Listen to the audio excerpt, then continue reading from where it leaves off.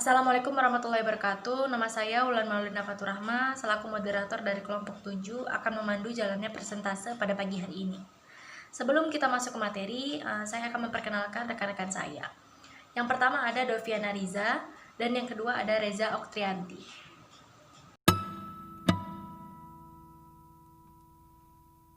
Assalamualaikum warahmatullahi wabarakatuh. Nama saya Doviana Riza Rahab sebagai pemateri yang pertama. Di sini saya akan menjelaskan tentang kegiatan berbicara. Yang pertama itu ada bercerita. Sejak zaman dahulu, leluhur kita mempunyai kebiasaan bercerita secara lisan. Tukang cerita dan pelipur lara mendapat tempat terhormat di hati masyarakat. Begitupun dengan guru yang mahir bercerita akan disenangi oleh anak didiknya. Ada 3 manfaat yang dapat dipetik dari bercerita. Yang pertama yaitu memberikan hiburan, mengajarkan kebenaran, memberikan keteladanan. Untuk menjadi pencerita yang baik dibutuhkan persiapan dan latihan. Persyaratan yang perlu diperhatikan antara lain penguasaan dan penghayatan cerita, penyelarasan dengan situasi dan kondisi, pemilihan dan penyusunan kalimat, pengekspresikan yang alami, dan keberanian. Yang kedua yaitu berdialog. Adalah percakapan yang terjadi antara 2 orang atau lebih.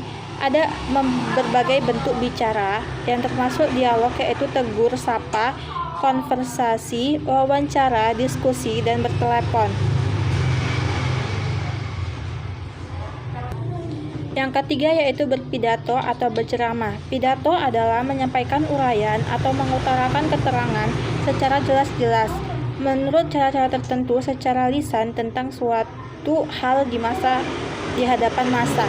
Pidato dapat dijumpai dalam berbagai pertemuan, misalnya pernikahan, ulang tahun, peringatan hari besar. Jenis dan sifat pidato yang disampaikan dapat berupa informasi, persuasif, rekreatif, argumentasi. Yang keempat yaitu ada berdiskusi. Menurut Nino, diskusi ialah proses penglibatan 2 atau lebih individu yang berinteraksi secara verbal dan tatap muka. Dari pendapat di atas dapat disimpulkan bahwa diskusi adalah partisipasi lebih dari 1 orang dilaksanakan dengan bersemuka menggunakan bahasa lisan. Tujuannya untuk mendapatkan kesepakatan bersama, dilakukan melalui tukar-menukar informasi. Kesimpulan diskusi hendaklah didasarkan pada objektivitas dan kemaslahatan bersama. Pengembalian keputusan dilakukan pada saat yang tepat. Artinya, apabila sudah banyak bersamaan, moderator segera mengambil kesimpulan. Keterlambatan dan menyimpulkan pendapat dapat mengakibatkan diskusi menjadi berlarut-larut. Sekian dari saya.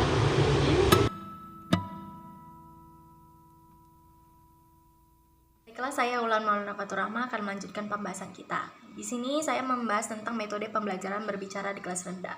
Ada banyak sekali nih metode yang dapat guru terapkan dalam pembelajaran berbicara di kelas rendah. Nah, salah satunya itu adalah metode ulang ucap.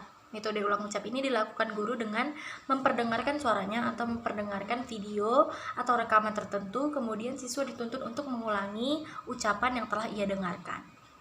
Yang kedua adalah metode lihat ucap. Metode lihat ucap ini dilakukan dengan cara guru memberikan atau memperlihatkan sebuah gambar, kemudian siswa dituntut untuk mengucapkan nama dari gambar tersebut.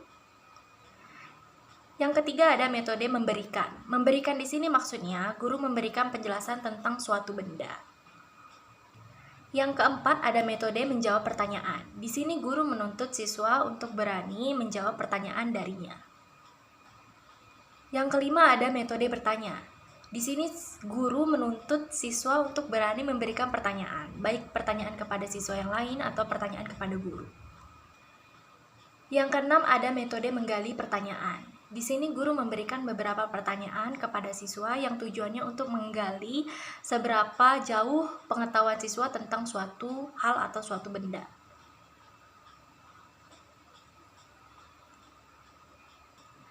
Yang ketujuh adalah metode reka cerita gambar. Nah, di sini guru memperlihatkan sebuah gambar atau serangkaian gambar, kemudian siswa dituntut untuk menceritakan apa yang dia lihat dari gambar-gambar tersebut. Yang kedelapan ada metode berbicara. Metode berbicara ini diterapkan dengan siswa dituntut untuk dapat bercerita tentang pengalaman-pengalaman yang ia alami. Yang kesembilan ada metode melaporkan. Metode melaporkan ini dilakukan dengan cara siswa ditugaskan untuk melihat suatu kegiatan kemudian melaporkan apa isi kegiatan yang telah ia ikuti tersebut. Nah, yang ke-10 metode bermain peran. Nah, di sini siswa dituntut untuk dapat berperan menjadi seseorang yang lain atau menjadi tokoh terkenal yang lain gitu. Nah, di sini siswa dituntut untuk mengganti jati dirinya menjadi jati diri peran yang ia perankan.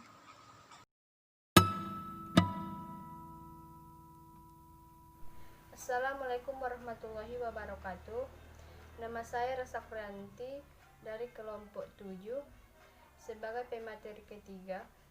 Media pembelajar membaca yang dapat digunakan di kelas rendah dapat dibagi menjadi beberapa jenis.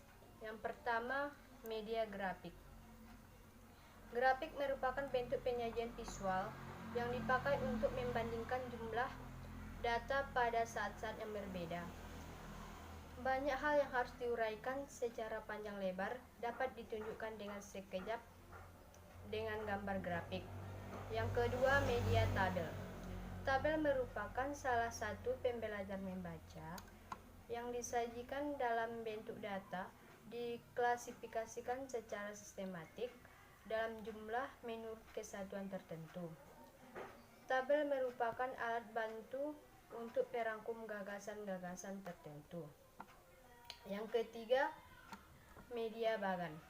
Bagan merupakan alat bantu pembelajar membaca sebagai petunjuk hubungan antara suatu pokok tertentu tanpa harus ada keterangan dalam jumlah.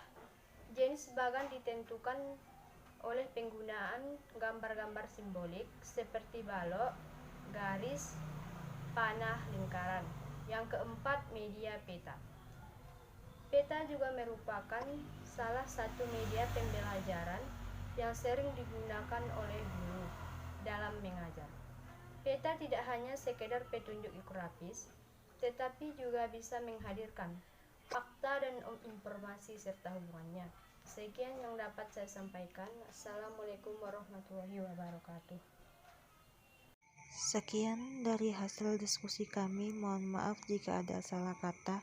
Assalamualaikum warahmatullahi wabarakatuh.